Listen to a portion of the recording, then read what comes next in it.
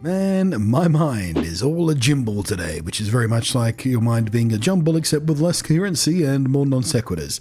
And boy howdy have I been procrastinating up a storm today. Anyway, the sound you hear is me desperately trying to force some productivity out of my face hole, because I really want to make this video and for you to hear the things I have to say. If you do not know what Palia is and you've clicked here anyway, I've got a couple of other explanatory videos for you in the down below, but short version, I imagine if Stardew Valley had a baby with Animal Crossing and it mutated in the womb in such a way that Breath of the Wild is thinking about a paternity test. And while you're shaking that image out of your head, it's also an MMO, built very specifically to be super chill, super cozy, and super community friendly, which is, not like most MMOs are. Right, so Palia, which is the correct way to pronounce it, by the way, Palia, not Palia. It just had its very first actual proper public gameplay reveal in an hour-long live stream. Well, actually, it wasn't a live stream, it was pre-recorded and then streamed, but let's not split hairs on that. Point is, we finally got a better look at it, and 4 people who helped make the game talked about it, and one ex-YouTuber who played host ran us through some proper details all about it. A couple of things, though. Number 1, this was a much shallower look than I was hoping for, with very little extended, just flat-out gameplay, pieces. Instead, it was more built of clips meant to shallowly brush across the top of several of the game features and mechanics, which is fair enough for our first look, I suppose. But it did leave a lot that I'm still really hungry to know about that it didn't even touch on. But the betas are a short wait away, so fine, whatever, we'll make do with the teaser taster then, shall we? And before we dive in proper and have a little chat about what was shown and what I think about what was shown and what I saw some other people say and how ridiculous some other people were being, and I mean ridiculous in what I mean is dumb. They were being dumb, like just super dumb. I'm going to rant about it just a little bit. But first, I want to give you a heads up on something to look out for as you watch this. In the gameplay footage, keep an eye out on how the character moves, and in particular, how the aiming reticule or pointer moves in the hunting type stuff, and how the character strafes while trying to aim and things like that. Because while the UI very clearly reflects a mouse and keyboard control scheme, it seems very obvious to me that at the very least some of this was recorded using a controller for input. And whether or not this game supports controllers on PC has been a question I've seen come up a lot over the last few weeks as I've started preparing content and doing more research on the game now that we're so close to an actual release. So that's very interesting. My assumption was that it would of course support a controller. It just makes sense to me because number 1, it's a very cozy type game, so a lean back gameplay style using a controller would be a very sensible idea to include, I think. Number 2, of course, last month it was revealed that it's getting a Nintendo Switch port by the end of the year, so obviously that needs controller support because that's your only option there. But whether or not full controller input on PC or indeed an appropriate UI overlay that reflects controller inputs is there when the beta opens in a few weeks, that's still an unknown. As far as I know anyway, but yeah, look out for that in the gameplay. If you know what you're looking for, it seems pretty obvious. Right then, let's get into it. Now, I'm not going to deep dive on everything they spoke of. If you haven't seen the stream, it is available to view on demand right now, and you can watch it at your own leisure yourself if this video makes you curious about it. If you have already seen that stream, well, you don't need me repeating it to you in full. You're just here to hear some other perspectives and thoughts and commentary and the whatnot. And speaking of that stuff, I'm interested in your thoughts and commentary and whatnot. You know where the comment section is, right? Cool. So, the character creator was first, obviously. It wasn't as deep as I'd hoped. We didn't see everything, but it seems it's not as broad or as flexible as many character creators can be. We didn't see any sliders for body or face and stuff like that, so it seems like personal expression will be largely down to clothing and accessory choices. Also, I saw no beards. Nor have I seen any beards on any human character in any of the trailers and teasers and whatnot, which is kind of annoying because, well, I have a beard. I tend to like my characters to reflect what I look like in the game.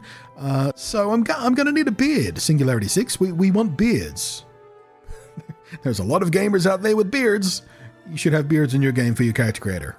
Aside from that, as you may expect in a modern game, you can mix and match your body type, your voice type, your hair, your skin, your face shape, your eye shape and color, and all that kind of stuff.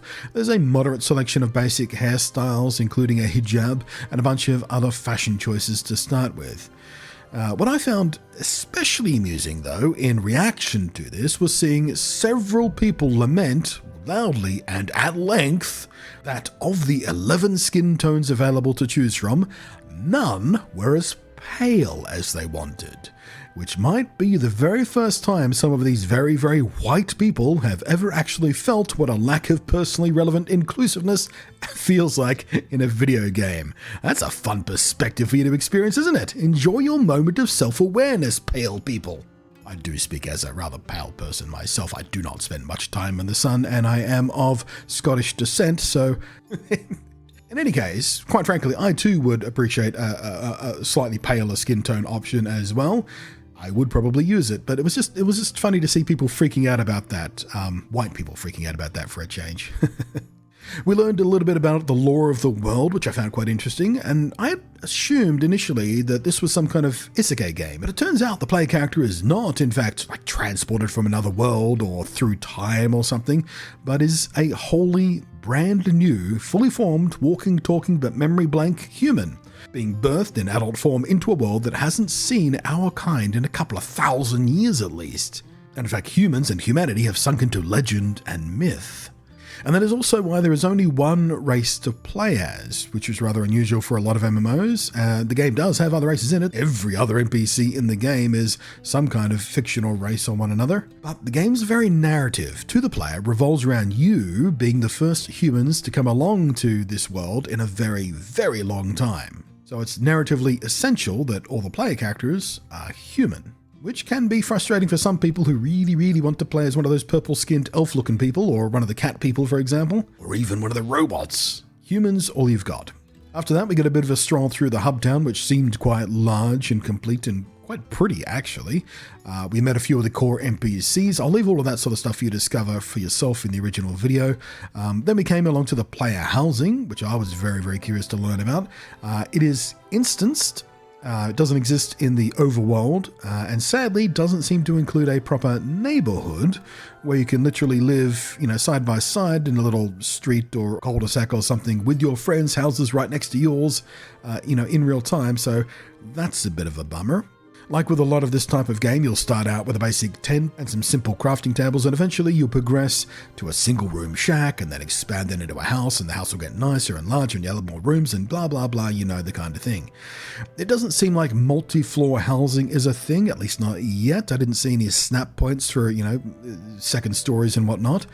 That's also a bit of a bummer. I would like that extra flexibility. But that said, there does appear to be a lot of flexibility in the building system as it stands, right down to how rooms join to each other. You can leave them wide open corridors, or have archways or doors, or delete the wall altogether and all that kind of stuff.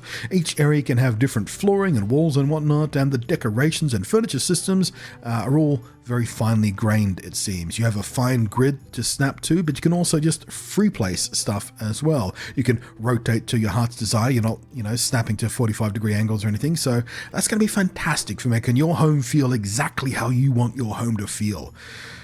Then there was talk about things like bug collecting, which works a little bit like Pokemon on first glance, but instead of a Pokeball, you throw some sort of stunning smoke grenade and then go collect your target, which seems like it could be quite a lot of fun. I imagine there'll be several different kinds of smoke bombs for different targets and difficulty of catching, and each one will need different materials to craft and whatnot. There's hunting too, bow hunting specifically. You'll need to sneak up on and chase down the animal, and sometimes animals will require multiple shots, so you have to continue to chase them down and whatnot, and apparently some are very fast, so it could get a little bit tricky. But it's all presented relatively non-violently too. There's no gore, no blood, just puffs of smoke and when the animal dies and the item drops. The fishing minigame looked pretty fun too, a system of decent direct input agency to keep it engaging, but without the annoying fussiness of Stardew Valley's fishing system, which I really hated, by the way. How did you guys feel about that? I really hated the fishing system in Stardew.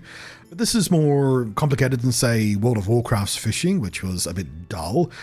It's not quite the same as, say, New World's fishing system, but seems to have a similar amount of user input required to reel the fish in. And I did enjoy the fishing mechanic in New World, so I'm pretty sure I will enjoy this one too. Seems like it could be fun. The farming system seemed pretty standard stuff for the style of game. I do appreciate that they included what horticulturalists and garden nerds and green thumbs call companion planting, which is a system of planting several different kinds of plants side by side instead of in a monolithic single crop structure, because they have mutually beneficial effects on the other, like, one tall one shading the other from direct sunlight, or one plant deterring pests that might bother the other plant next to it, things like that. That's how it works in the real world anyway. In Palia, they've included a system like this where crops may grow larger harvests or mature faster depending on your co-planting techniques, and apparently the alpha testers had whole bunches of spreadsheets and graphs and whatnot trying to figure the system out, so that too could be fun. Min-maxing your veggie garden. How many games can you do that in? Of course, with almost everything in this game, this kind of system is considered a bonus thing. You don't need to do it. You don't need to engage with it. It's absolutely not essential in any way to engage with the gardening system or the farming in any way for it to feel satisfying or for you to get good results from it. It's just kind of a bonus thing. Now, something that seemed to surprise a few of the alpha testers I spoke with after the stream was the fact that they revealed a black market system run by this cat from outer space guy. And here you can apparently get technologies and magical items that the rest of the community of NPCs tend to frown upon, because they think, magic and technology is what helped the humans destroy themselves all those thousands of years ago. So they consider this kind of stuff dangerous to mess with, which is why you can only get it from the underground black market. I guess the alpha testers figured they'd keep this part of the game kind of a secret a while longer because it is so sort of mysterious and intriguing and interesting, but nope, we know about it now. They also detailed some of the friendship building and romance options. This too will feel familiar to similar games like Stardew Valley and Animal Crossing, where different characters will have different preferences and likes and dislikes from things, and you can give them gifts related to that. And in exploring conversations with them and their friends, you can discover what these particular likes and whatnot are, and then engage with that to build stronger bonds. And with a few of them, you can start a romance line. Surprisingly though, for a game that is in fact an MMO, they didn't spend very much time at all detailing much multiplayer stuff, or even showing off much multiplayer stuff. And you'd be forgiven perhaps for assuming it was indeed a single player game based on most of the stuff they showed so far, because it was solo stuff they were showing off. But it is indeed an MMO, and they did show off some of the ways in which you can help one another, either incidentally as you just come across a rando in the open world as you're moving through it, or in deliberate, parties and friend groups and communities and whatnot. And communities, by the way, is what they're calling the larger grouping systems that in more traditional MMOs might be called a guild or a company. I referred to this as a neighborhood in my first video on this game. Apparently they've changed the name to communities now, but same idea. And similar to guilds and companies and whatnot, they'll have things you can work together towards, towards common goals as a larger group. I don't know if there's going to be like a shared storage system like some guild systems have, but that would also be quite nice, wouldn't it? But back in the day-to-day gaming stuff, teaming up to harvest the same node makes the work go faster. You're chopping down a tree or mining a rock or whatever. Everyone who contributes gets their own instance drop, so there is no greed, no competition, no controlling or trying to monopolize mining nodes and whatnot, which is a big problem in some MMOs. None of that here, obviously, because, again, it's designed to be chill. Hunting also works like this too, with everyone who actively participates in the hunt getting their own drops from the animal. And this cooperative stuff comes all the way through a lot of systems in the game, right down to being able to literally just stand next to someone who is fishing, for example, and cheer them on. You can just stand there and cheer them on. It seemed vague on whether or not this actually affects their chances of catching a fish, or helps them catch bigger fish, or reduces the difficulty of the reel-in minigame or something. But in any case, even if it doesn't help them directly at all, it just feels damn wholesome anyway, doesn't it?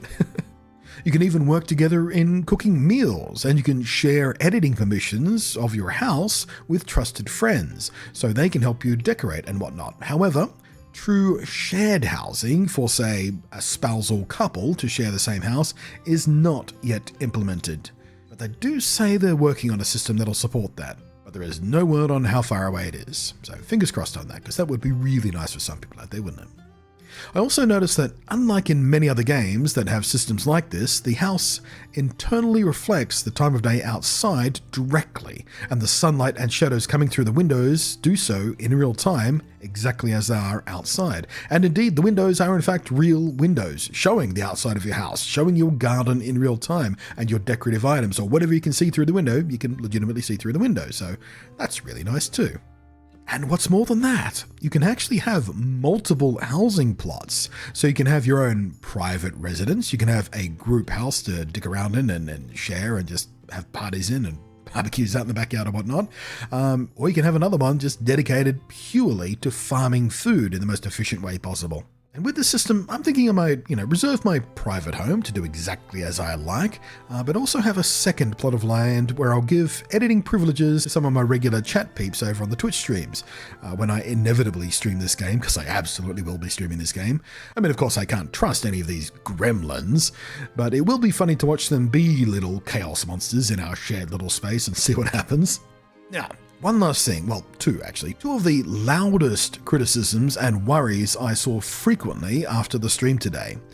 You may have seen the timer on the house expansion. 4 real-world hours from setting up a new room addition and adding the required materials for it to be built.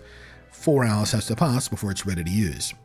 A lot of people worried that this is one of those nasty, filthy, disgusting, grimy little mobile game style pay to skip the timer things. I assure you, it is not that. 100% it is not that.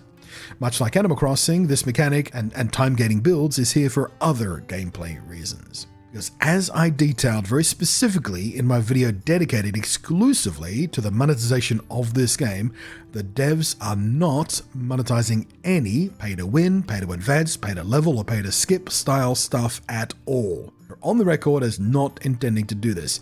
Everything, every last thing you can spend real money on is purely cosmetic. And there is no way to grind in-game money to turn into real-world money or vice versa. So you can relax on that, and at the very least 4 hours for a new room is a hell of a lot shorter than the whole damn day that Animal Crossing New Horizons asked for a new room. The second big thing is people whining about a server cap of just 24 people. That's not a real MMO, you can only have 24 people on a server. This grew out of the Nintendo Switch version store listing mentioning multiplayer of up to 24 people, and people kind of leapt to a conclusion based on that. So, servers are absolutely not, not limited to 24 people. But the main town instance is. Other areas of the game will have different player caps for different areas and different purposes and whatnot. We don't have specifics on what they are yet though. But do unclench yourself and stop panicking about this, because this is exactly like basically how every other MMO operates. World of Warcraft, one of the biggest MMOs in the world, uses shards to stop areas being overcrowded. It splits off one server into sort of virtual layers to separate players out to stop things becoming overcrowded and impossible to do. Fallout 76 limited its maps to 24 players per server instance. PSO2 NGE has ships, blocks, and channels to control population density in different areas of the game. Some areas of that game are limited to as few as 16 or just even 8 players even. Basically, every modern MMO you can name does something similar to separate out player populations just for pure practicality's sake. Because if you literally had every single person on one server in one area at one time, you couldn't do anything. The game would probably crash, and even if the game didn't crash, you couldn't see what you were doing, you couldn't move, there'd be so many people around you, it would be ridiculous.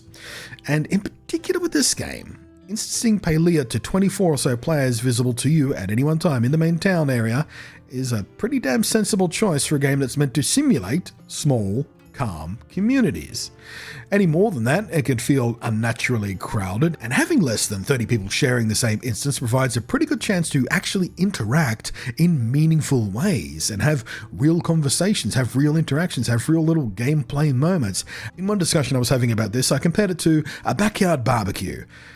You really don't want more than a couple of dozen people in the same backyard at the same barbecue at any one time, because it just gets too busy, too crowded, too noisy, too impossible to have any kind of serious interaction with your mates or your family or whatever. So you can think of the instancing on the servers in Palia as similar to that, a way to keep the feel of the game authentic to a community feel, but still give you access to a lot of other players constantly to do multiplayer type stuff as you would want to do in an MMO, at least some of the time.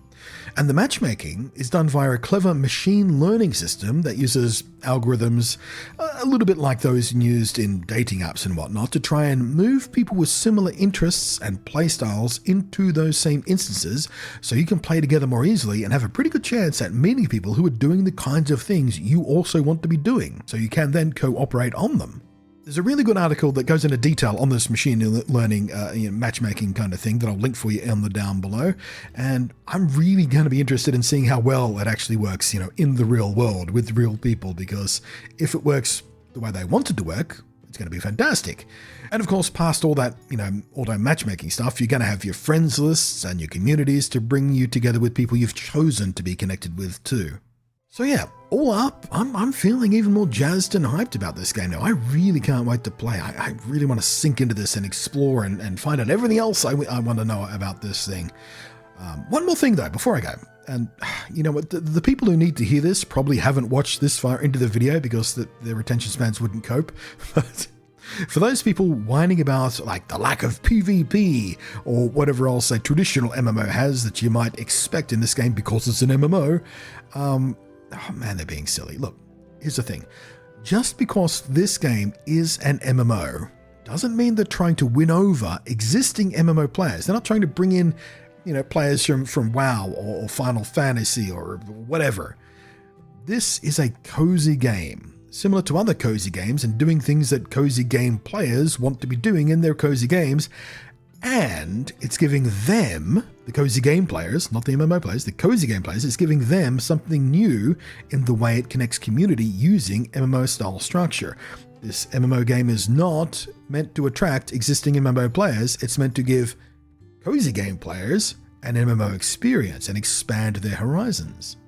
So, as MMO PvP players in particular are so frequently caught saying, not every game has to be for you. If you don't like the way this game is doing things, go play a different game.